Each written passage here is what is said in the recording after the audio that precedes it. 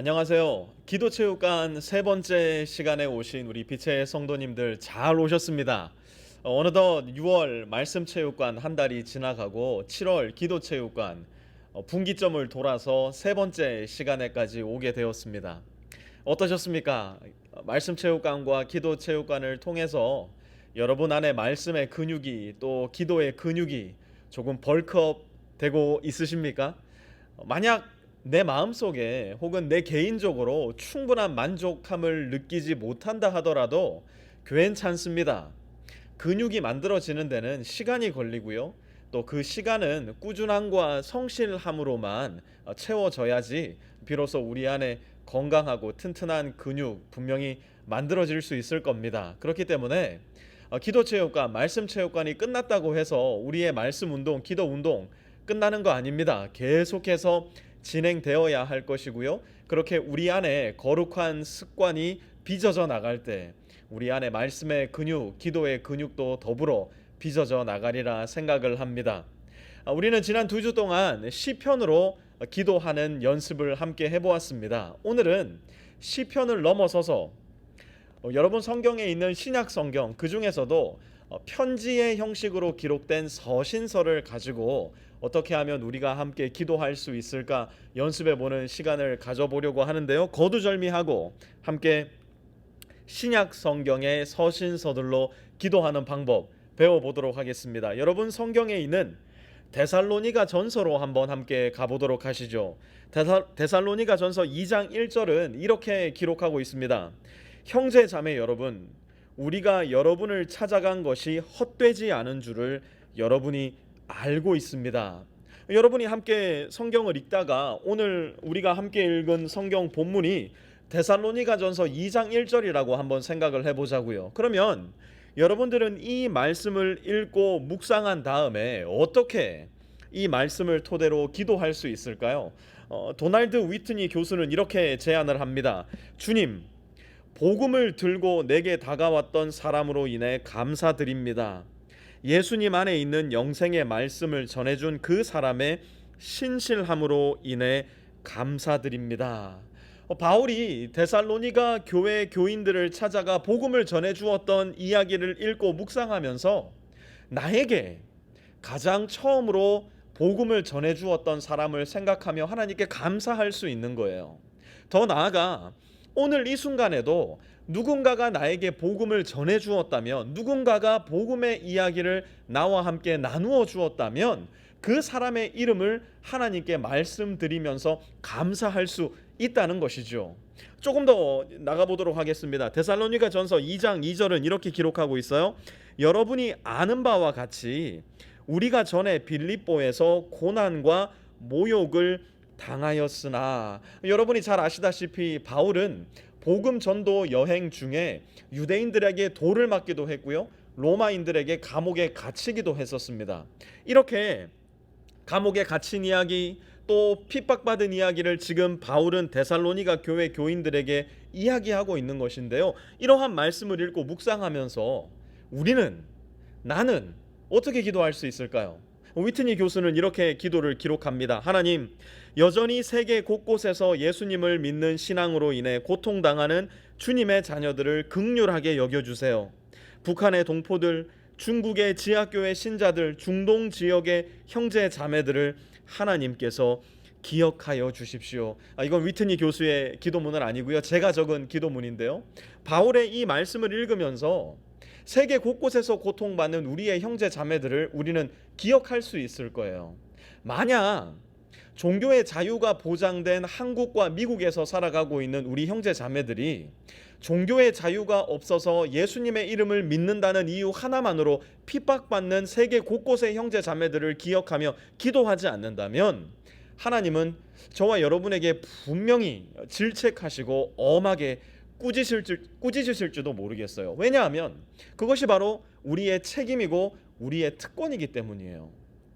계속해서 한번 기도해 보도록 하시죠. 데살로니가전서 2장 2절입니다. 심한 반대 속에서도 하나님 안에서 담대하게 하나님의 복음을 여러분에게 전하였습니다. 이 말씀을 읽고 묵상하는 중에 내 직장이 생각난 거예요. 내 가정이 생각난 거예요. 예수님을 믿지 않는 내 친구 누군가가 떠오른 겁니다. 그래서 이렇게 기도할 수 있어요. 오 하나님, 내게 힘을 주셔서 직장과 길거리에서 만나는 사람들, 마음속으로 크게 싸우고 있는 사람들에게 복음을 전할 수 있게 하소서. 앞서 말한 것처럼 수단과 인도와 중국에서 핍박을 당하고 있는 그리스도인들을 위해 기도합니다. 그들에게 힘을 주셔서 정부나 거짓 종교들과의 싸움에서 굴하지 않고 담대히 복음을 전할 수 있게 하소서. 여러분들 삶 가운데도 내가 꼭 복음을 나눠야 되지만 용기가 없어서 혹은 내가 지식이 없다 생각해서 복음을 나누지 못하는 사람들 있지 않습니까? 기도할 수 있는 거예요. 하나님, 내게 힘을 주십시오. 내 직장에 있는 박 과장, 내 직장에 있는 김 대리에게 복음을 전할 수 있게 도와주십시오. 내가 함께 생활하고 있는 그 누구누구에게, 그 아무에게 복음을 전할 수 있는 힘과 지혜와 능력과 은혜를 공급해 주십시오. 우리도 이 말씀을 읽는 가운데 이렇게 기도할 수 있는 거예요. 이것이 하나님께서 우리의 마음 가운데 입술을 통해 너무나 듣고 싶어 하시는 그러한 기도 아니겠습니까? 계속해서 한번 보도록 하시죠. 데살로니가전서 2장 3절입니다. 우리의 권면은 잘못된 생각이나 불순한 마음이나 속임수로 하는 것이 아닙니다. 여러분이 3절 말씀을 읽으면서 여러분은 어떻게 기도하시겠습니까? 한번 생각해 보세요. 2장 3절 안에 담겨 있는 나의 기도는 무엇일까? 2장 3절을 읽으면서 내 마음 가운데 떠오르는 기도는 어떤 기도일까? 여러분이 한번 떠올려 보신다면 얼마든지 데살로니가전서 2장 3절 속에서도 나의 기도를 찾으실 수 있을 겁니다. 성경 전체를 우리가 이렇게 읽고 묵상하면서 성경 한 절 한 절 말씀 가운데 숨겨져 있는 나의 기도를 찾아낼 수 있다면 성경은 그 이전보다 훨씬 더 생동력 있게, 생명력 있게 우리의 마음 속에, 삶 가운데, 생각 속에, 영혼 속에 되살아나고 우리의 몸과 마음과 영혼을 튼튼하게 살찌우고 근육을 입히는 자양분이 되리라 저는 믿어 의심치 않습니다.